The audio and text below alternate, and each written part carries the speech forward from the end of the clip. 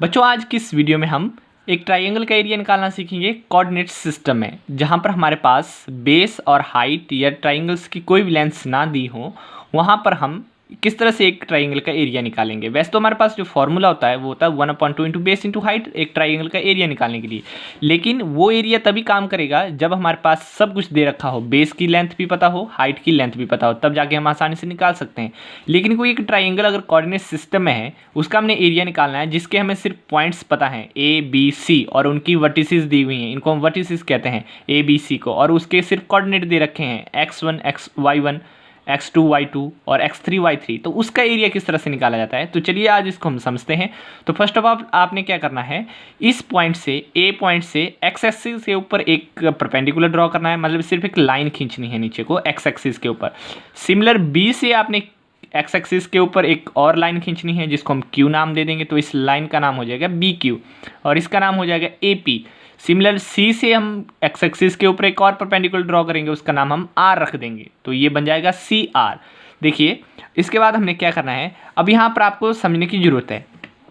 ये जो एक शेप बन रही है ए बी क्यू पी, इसको ट्रेपेजियम कहते हैं। ट्रेपेजियम क्यों कहते हैं, क्योंकि आप ध्यान दीजिए इसकी सिर्फ ये दो साइड्स ही क्या हैं, ये दो लेंथ्स ही आपस में परपेंडिकुलर हैं, बी क्यू और ए पी, जबकि ए बी और पी क्यू परपेंडिकुलर नहीं है, क्योंकि ए बी को जब हम आगे को खींचेंगे तो ये किसी पॉइंट्स पर यहाँ पर मिल जाएंगी, ये पैरेलल नहीं है।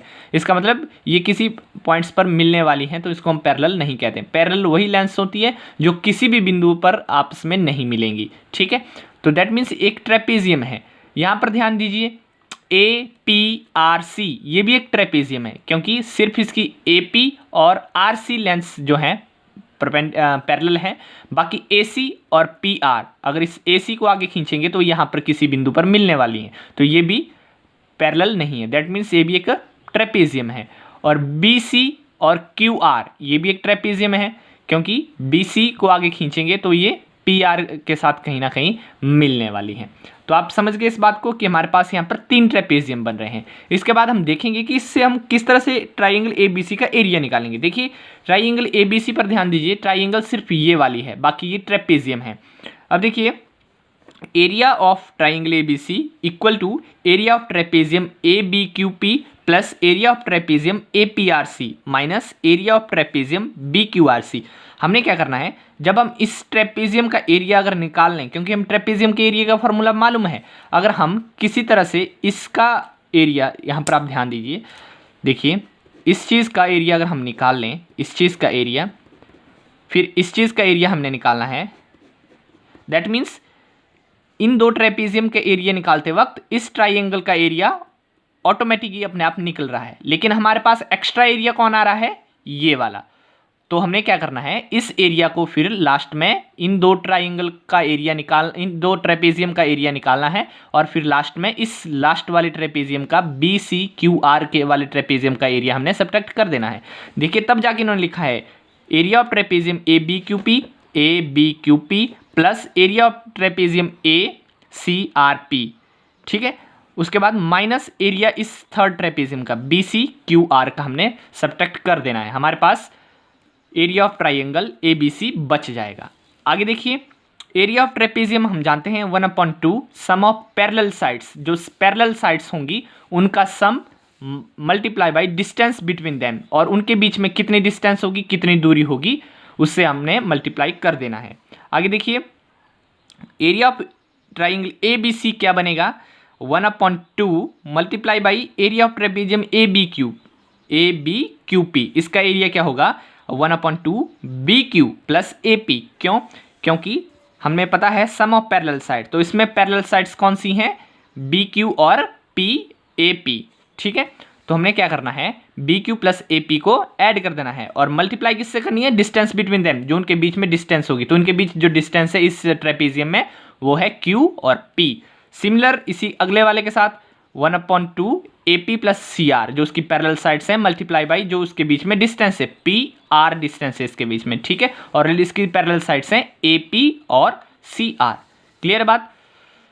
ये बहुत ही एक कन्फ्यूजिंग टॉपिक है, इसकी बहुत ज़्यादा कैलकुलेशन होने वाली है, तो मैं आपको आसान से धीरे धीरे समझा रहा हूँ, आप ढंग से इस चीज़ को समझिए।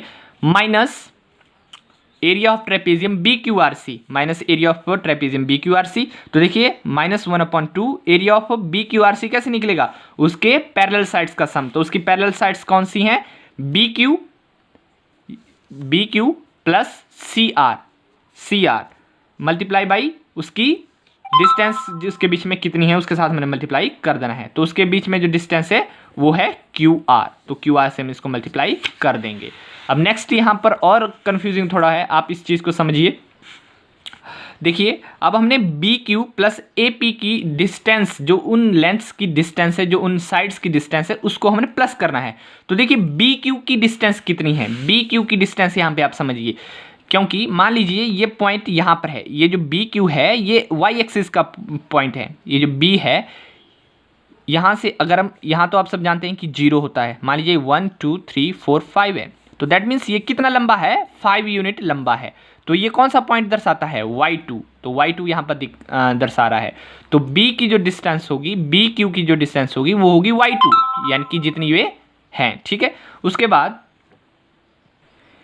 AP, तो AP की कितनी डिस्टेंस है, A और P, दैट मीन्स उसकी y1 होगी, तो ये बन जाएगा y2 प्लस y1, तो ये बनेगा y2 plus y1 multiply by QP। अब देखिए QP डिस्टेंस कितनी होगी, Q और P की डिस्टेंस कितनी होगी, मान लीजिए ये 3 है और ये 5 है, तो इनके बीच में डिस्टेंस कितनी होगी, यहाँ से लेकर यहाँ तक ये 5 है और यहाँ से लेकर यहाँ तक ये 3 है, दैट मीन्स 5 - 3 करेंगे तो इसकी डिस्टेंस निकल जाएगी। दैट मीन्स P इसका जो पॉइंट होगा माइनस इसके जो कोऑर्डिनेट्स होंगे, तो इसके कोऑर्डिनेट्स कौन कौन से हैं, इसके कोऑर्डिनेट है x1, दैट मीन्स ये x1 दर्शाएगा इस डिस्टेंस को, x1 माइनस ये कौन सा पॉइंट्स है, x2 माइनस x2, तो ये हो जाएगा x1 minus x2 plus similar हम नेक्स्ट इसके साथ करेंगे, नेक्स्ट ट्रेपेजियम के साथ करेंगे जो APRC है, और सिमिलर ही हम थर्ड ट्रेपेजियम के साथ करेंगे जो BQRC है। तो इस तरह से ये यहाँ पर आ जाएगा, आप इसको खुद करिए, देखिए किस तरह से होगा। मैंने एक में बता दिया, ये दो में आप खुद करिए, समझ सकते हैं, आसानी से मैंने इसको बता दिया आपको, ठीक है। तो ये आ जाएगा y2 plus y3 x3 minus x2। Next बढ़िए, अब देखिए अब हमको ये ब्रैकेट खोलना पड़ेगा। तो देखिए इस ब्रैकेट को किस तरह से खोलेंगे, तो इस y2 की मल्टीप्लाई इस x1 को करेंगे तो हमारे पास आ जाएगा y2 इंटू x1, बीच में फिर साइन हमारे पास माइनस का है, तो ये बन जाएगा माइनस y2 माइनस x2, मतलब माइनस बाहर लग जाएगा, plus y1 multiply by x1, y1 multiply by x1, उसके बाद y1 की मल्टीप्लाई x2 को, तो क्योंकि माइनस का है तो ये बीच में यहाँ पे माइनस का साइन लगेगा, प्लस नेक्स्ट को सॉल्व करेंगे y1 की मल्टीप्लाई बाई x3 को, फिर उसके बाद y1 की मल्टीप्लाई x1 को, फिर y3 की मल्टीप्लाई x3 को, फिर y3 की मल्टीप्लाई x1 को, बारी बारी। सिमिलर यहाँ पर करेंगे y2 की मल्टीप्लाई x3 को, y2 की मल्टीप्लाई x2 को, y3 की मल्टीप्लाई x3 को, और फिर y3 की मल्टीप्लाई x2 को। जो इनके साथ साइन से, अगर साइन प्लस का है तो हमने प्लस ही लगाना है, अगर माइनस का है तो माइनस ही लगाना है, साइन के साथ हमने कोई गड़बड़ी नहीं करनी है। अब देखिए यहाँ पर जो है आपके पास 1/2 और -1/2 है 3 जगह पर, तो हम क्या करेंगे इस 1/2 को बाहर ले लेंगे। तो जब इसको हम बाहर लिखेंगे तो ये सारी चीज़ें फिर हम एक साथ इनको लिख सकते हैं। तो इनको हम इस तरह से लिख सकते हैं, फिर y2x1 minus y2x2 plus y1x1 minus y1x2 plus y1x3 minus y1x1 plus y3x3 minus y3x1 and so on last तक। अब देखिए इसके बाद हमने किस तरह से इसको सॉल्व करना है। देखिए जो x1 वाले हैं वो एक साथ लिखेंगे, जो y1 वाले हैं उनको एक साथ लिखेंगे, जो y3 वाले हैं उनको एक साथ लिखेंगे। देखिए x1 y2 x1 y1 x1 y1 x1 y3 x1, इनको सारों को एक साथ लिखेंगे हम। तो ये हमने लिख दिया y2 x1 plus y1 x1 minus y1 x1 minus y3 x1। फिर उसके बाद हम क्या करेंगे, x2 वालों को एक साथ लिखेंगे, y2 x2, यहाँ पर भी y1 x2, फिर यहाँ पर y2 x2, फिर उसके बाद y3 x2। उसके बाद क्या करेंगे, फिर हम x3 वालों को एक साथ लिखेंगे, y1 x3 y3 x3 उसके बाद y2 x3 y3 x3।